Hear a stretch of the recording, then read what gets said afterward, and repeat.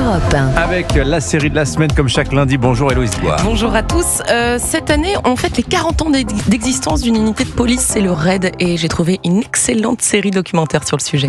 À tout de suite. Mais d'abord, le livre du jour avec Nicolas Caro. Bonjour Nicolas. Bonjour Dimitri. Alors ce matin, un carton. On peut vous déjà annoncer en librairie le nouveau Bernard Werber. La voix de l'arbre chez Albin Michel, ça commence très tranquillement avec une balade en forêt à côté de Bordeaux et en amoureux. C'est Émeric Monestier, jeune type sympa, passionné par les arbres, les chênes en particulier, qui emmène Rose, sa copine, qui elle traîne un peu les pieds. Elle est étudiante en informatique, mais elle bosse sur le décryptage du langage des baleines. Enfin, les arbres, pas trop, elle aime pas trop ça, mais là, c'est pas n'importe quel arbre. Émeric veut lui montrer un monument végétal 23 mètres de haut, envergure 30 mètres. Le tronc, il faut 5 personnes qui se tiennent par la main pour en faire le tour. Costaud. C'est quoi, c'est un chêne millénaire ? 1227 ans au compteur. Il en a vu. Henri IV passait par là, paraît-il. Mais des scènes comme celle qui arrive, il se chamaille un peu.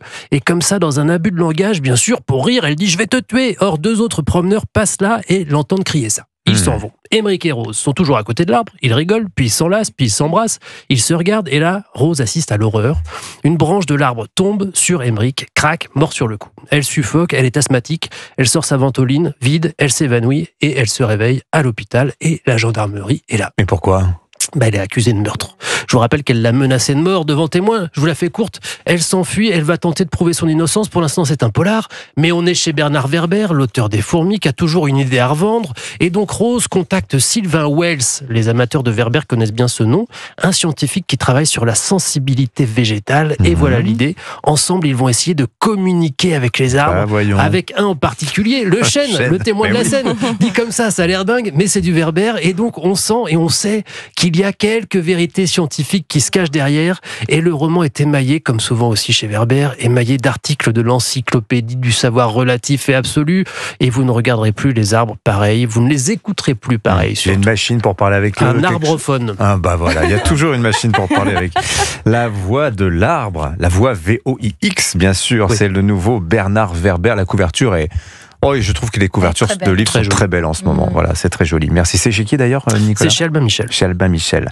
La série de la semaine à présent, Héloïse Goua. Ce matin, vous nous recommandez une série doc sur une unité d'élite de la police nationale. C'est son anniversaire en ce moment. Et oui, recherche, assistance, intervention, dissuasion, RAID. Le RAID vient tout juste de fêter ses 40 ans d'existence. Voilà pourquoi Canal+ consacre une série documentaire absolument formidable sur cette unité d'élite.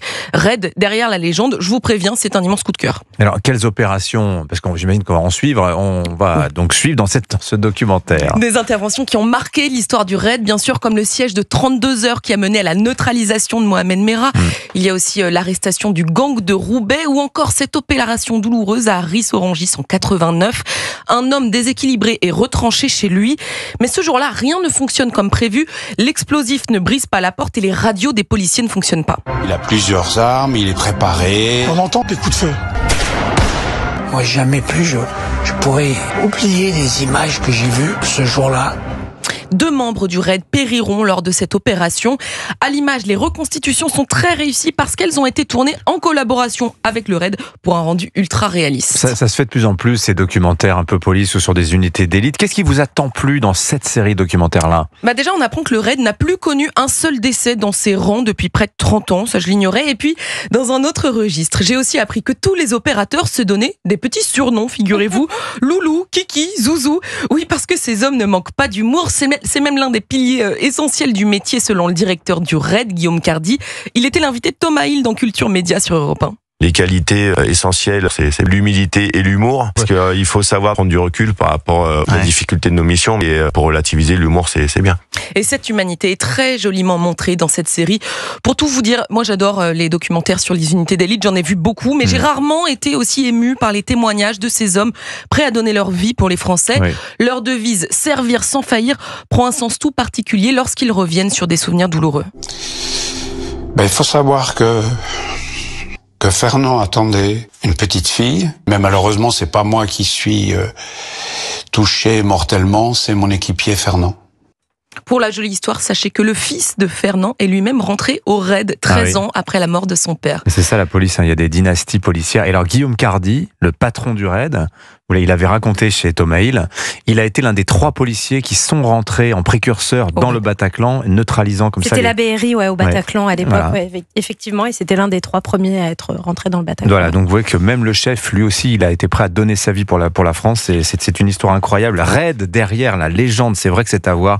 C'est à voir le 31 octobre sur Canal+ Doc. Les épisodes sont dispo déjà sur votre appli Canal+. Merci beaucoup.